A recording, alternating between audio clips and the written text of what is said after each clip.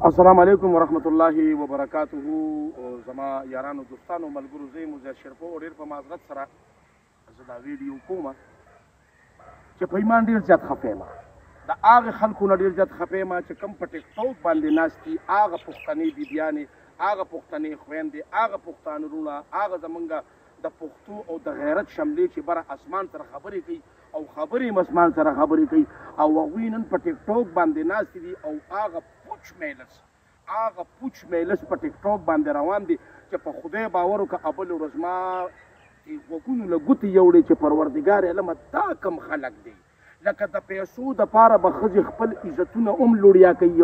او د 2 پیسو دپاره یا د ډالر دپاره په دې ټیک ټاک کې خو ډېره زیاته دنیا ناسته ده او زه هغه خلکو ته حیران یم لکه چې کوم فحاشي خورئ، کم کنزل کوي او کم چې دی اوریاني خورئ، هغې خلکو به سپورټ هم کېږي. نو ای ملګرو زه تاسو ته سوال کوم، مینت درته کوم چې دغه خلک خو کم اصل شوي دي، د هغوی نه خو پښتو غیرت او حیات مکمل ختمه شوې ده. زما پښتني خویندې میندې، زما پښتنې چې کومې خویندې دي، زه به ورته ځکه خویندې ووایم چې بس زما خویندې دي، نو ځینې د خویندو قابل یې راسره نه دي. دغه ښځې چې راوالي او په ایماندارۍ دویم چې په اور کې وسوځئ مړه په جیداد او په ښځو خو به پخوا خلکو جنګونه کوله، هغه غیرت او هغه پښتو څه شوه، هغه مړانه څه شوه، هغه بهادر خلک څه شو چې مطلب دا دا ښځې را روانې دي او دا ښځې په دې ټیک ټاک باندې ناست دي د $5 دپاره، د $2 دپاره هغه کنزل کوي لکه پنشمنټ. خلک خو داسې نه کوي. په دې ټیک ټاک کې خو زر شرفو هم ناست دی، په دې ټیک ټاک کې خو عمر ګل هم ناست دی، په دې ټیک ټاک کې خو منظور هم ناست دی، په دې ټیک ټاک کې خو طارق جمال هم ناست دی، په دې ټیک ټاک کې ثروت علي هم ناسته ده.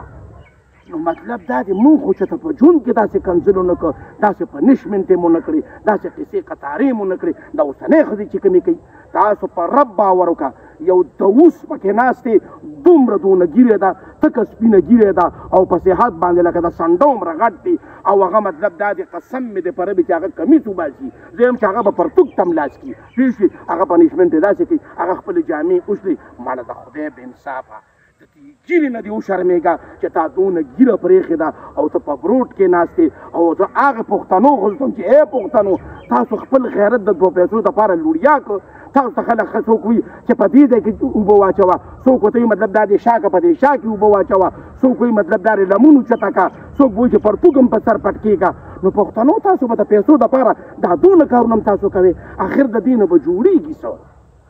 مه کوئ، خدای ته وګورئ، مه کوئ، د خدای بې انصافو مرئ به او که به نه مرئ. دا پیسې تاسو چاله ګټئ، نو په دې طریقې تاسو ګټئ. تاسو ځان ته پښتني وایئ، تاسو ځان ته غیرتمند وایئ. خدای ومنئ، زه په ایمان زه دومره سخت غوسه یم د 3 ورځو نه داسې زه اینم او ټول پښتانه ناست نومونه یې دلته ځکه نشم اخیستی چې دا ویډیو هغوی په خپله وګوري. او زه بیا هغه ګفټرانو ته سوال کوم چې ای ګفټرانو تاسو چا ته پلی کوئ،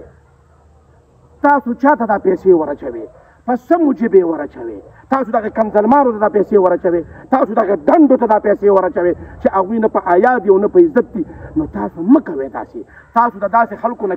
کناره کشي وکړئ چې کومې ښځې دا کنزل کوي، دا فضول قسمه الفاظ استعمالوي، دا فضول قسمه پنشمنټ کوي. مړه نو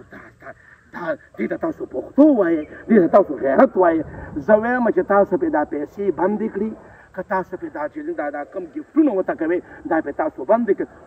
خود به دا ختم شي. زه په دې ټیک ټاک کې خو هم ما تقریبا شپږ اووه میاشتې وشوې، داسې پکې د عمر ګل کال 1.5 کال شو. داسې زموږ دا چې کوم د پی ټي وي اکټران دي، یاره زه خو په ایمان ویم که هغوی داسې وکړي. پی ټي وي وو،